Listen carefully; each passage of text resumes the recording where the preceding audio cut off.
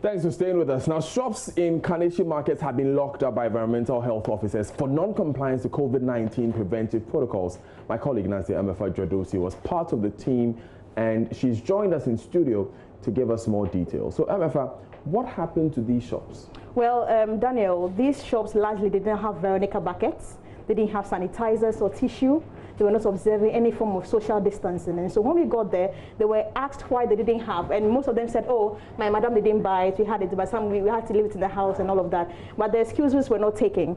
So first of all, they were given notices. That means that after 48 hours, the officials will go back to these shops and find out whether they've been able to provide all the necessary things that they were asked to provide. What happens if they haven't? Other than that, they're going to court because they're going to go by the bylaws that have been given out. I mean, for Madam Florence Kuchi tells me that they sent about over 5,000 letters to shops across the city in Accra, asking them to provide the necessary things like the buckets, the sanitizers, and nothing has been done, and so there was no excuse at all.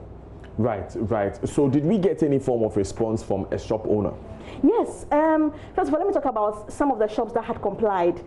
We found out of 7 shops that we visited, 2 shops observed every protocol that were outlined. So they had the Veronica bucket with liquid soap. They had sanitizers in front of their shops. In fact, one electrical shop that we found, there was a sign, something written on the board that social distancing observed. And so the customers cannot go as far as that line. You have to stand at a certain distance away from the shopkeeper, and then you would be served. But largely, all of them admitted that yes, they were at fault, and those who didn't comply, they were at fault, and that they were going to observe and buy the things. In fact, as we left, some of them had already gone out to buy their Veronica buckets.